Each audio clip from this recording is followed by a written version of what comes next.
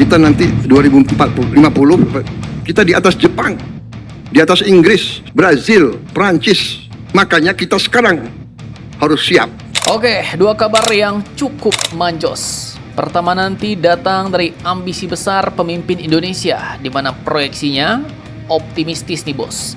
Di masa depan Indonesia katanya akan melampaui negara Jepang dan Inggris. Bahkan Pak Prabowo katakan kini sudah banyak pakar di dunia yang meramalkan bahwa dalam tahun 2045 sampai 2050 Indonesia akan jadi negara keempat terbesar dan terkaya di dunia. Nah Allah, bagaimanakah itu maksudnya? Kapan prediksinya kita akan melampaui Jepang dan Inggris? Apakah ini akan berpengaruh kepada kekuatan militer kita? Setelah ini kita ceki. Kemudian kabar kedua nanti datang dari PM Anwar Ibrahim nih bos, yang tiba-tiba heboh katanya mau mengusir warga Israel dari Malaysia. Nah lo, ada apa gerangan? Penasaran beritanya? Cus! Markilas, mari kita ulas berita lengkapnya satu per satu bosku.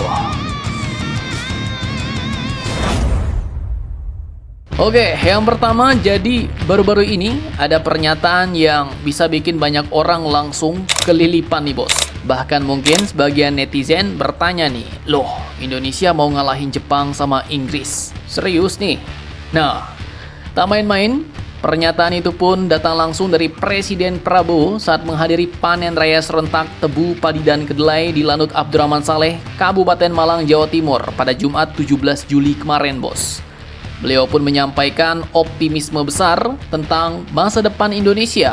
Menurutnya banyak pakar ekonomi dunia telah lama memproyeksikan bahwa pada rentang 2045 hingga 2050 negara kita berpeluang jadi negara dengan kekuatan ekonomi terbesar keempat di dunia bos. Urutannya diperkirakan adalah China di posisi pertama, kemudian Amerika kedua, India ketiga, dan Indonesia keempat.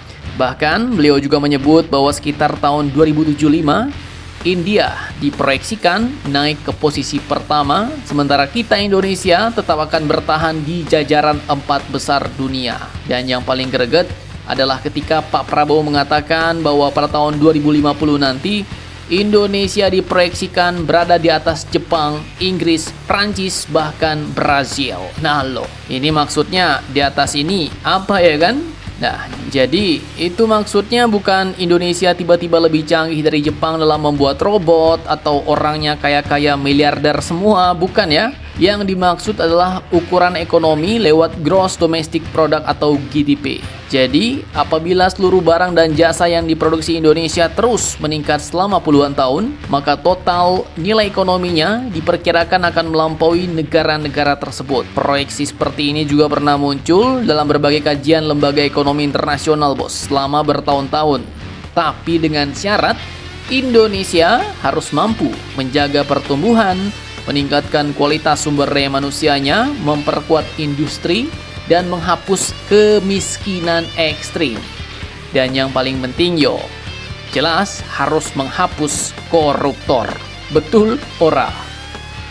Karena itulah Pak Prabowo menegaskan bahwa anak-anak yang hari ini masih duduk di bangku sekolah dasar adalah generasi yang akan memimpin Indonesia pada tahun 2050-an di masa depan. Mereka harus tumbuh sehat, berpendidikan, bebas stunting, dan memiliki kemampuan bersaing di era teknologi. Nah, sekarang pertanyaannya, jika Indonesia nanti akan masuk ke nomor 4 terbesar dunia, apakah ini juga akan berdampak pada kekuatan militer kita, industri pertahanan kita, bahkan posisi Indonesia dalam percaturan geopolitik dunia? Simak videonya sampai habis.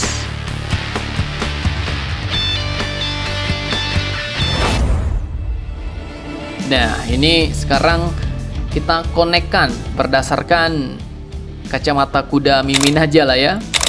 Jadi ya, kalau proyeksi itu nanti benar-benar terwujud, maka dampaknya ya bukan hanya terlihat pada gedung-gedung pencakar langit atau angka pertumbuhan ekonomi.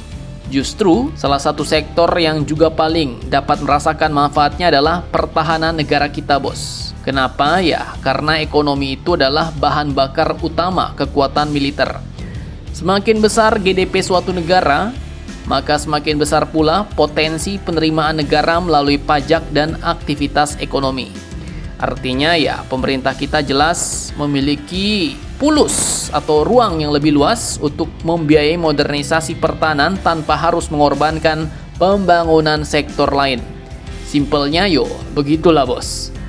Jadi dengan ekonomi yang jauh lebih besar, negara kita akan memiliki peluang mempercepat pengadaan jet tempur generasi terbaru, kapal perang, kapal selam, radar, satelit militer, drone tempur, hingga sistem C4 ISR yang bakal jadi tulang punggung peperangan masa depan. Lebih dari itu, industri pertahanan nasional kita seperti PT Pindad, PT PAL, PT DI, dan PT LEN juga berpotensi memperoleh investasi riset dan pengembangan yang lebih besar, sehingga ketergantungan terhadap produk luar negeri bisa terus kita tekan. Dan jangan salah, kekuatan ekonomi juga dapat memperkuat daya tahan perang bos. Sebab memenangkan konflik zaman sekarang bukan hanya soal memiliki rudal atau jet tempur, tapi juga kemampuan untuk memproduksi amunisi, menjaga rantai logistik, membayar personel, serta mempertahankan operasional alutsista selama konflik berlangsung. Kalau pulusnya nggak kuat, ya jelas semua itu bakal terhenti di tengah jalan bos. Sehingga ya, semua itu membutuhkan fondasi ekonomi yang kokoh, gacor. Namun, balik lagi ada satu catatan penting, GDP yang besar ini ya sebenarnya nggak otomatis membuat militer menjadi yang terkuat. Semuanya balik lagi tetap akan bergantung pada keputusan pemerintah dalam mengalokasikan anggaran, membangun industri pertahanan, mengembangkan teknologi, dan menyiapkan sumber daya manusia. Jadi kalau pemimpinnya ke depan nggak mau invest di bidang-bidang seperti itu, ke pertahanan, teknologi ya kan, ya balik-balik bakal tetap gitu-gitu aja kita bos. Nah loh.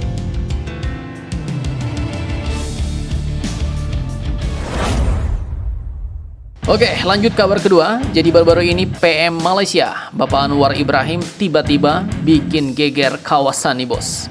Dalam pernyataannya di Kuala Lumpur, 15 Juli 2026 kemarin, ia menegaskan bahwa setiap warga negara Israel yang ditemukan berada di Malaysia bakal langsung dideportasi, alias diusir bos. Dikeluarkan dari Malaysia. Tak main-main, bakal lebih heboh lagi. Pernyataan ini pun langsung jadi sorotan media Israel seperti The Jerusalem Post, kemudian Ynet, hingga Arutz Seva yang ramai memberitakan sikap keras Kuala Lumpur. Ada apa gerangan? Nah, jadi katanya ini semua bermula dari dugaan adanya warga Israel yang mengikuti kegiatan Network School, sebuah komunitas startup internasional yang beroperasi di kawasan Forest City Johor, bos. Isunya, beberapa peserta diduga memiliki kewarganegaraan ganda dan masuk Malaysia menggunakan paspor negara lain. Jadi identitasnya sebagai warga Israel tak terdeteksi, bos.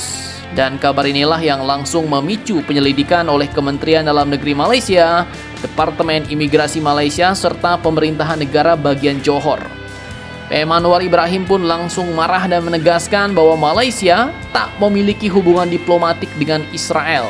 Mereka tak takut dengan Israel dan tetap berpegang pada kebijakan lama yang tidak mengakui negara tersebut. Sehingga kalau memang terbukti ada warga Israel, mereka akan segera mendeportasinya, tegas beliau. Nah, cukup ngeri-ngeri tak sodap nih bos. Pertanyaannya, apakah warga negara Israel atau orang-orang Israel itu akan benar-benar ditemukan, ditangkap, dan dikeluarkan dari Malaysia? Bagaimana menurut kalian tentang hal ini? Jangan lupa komentar, tetaplah kalian barbar, dan jangan santai terus. Demi Indonesia tangguh, salam Indomax, Indo Magazines.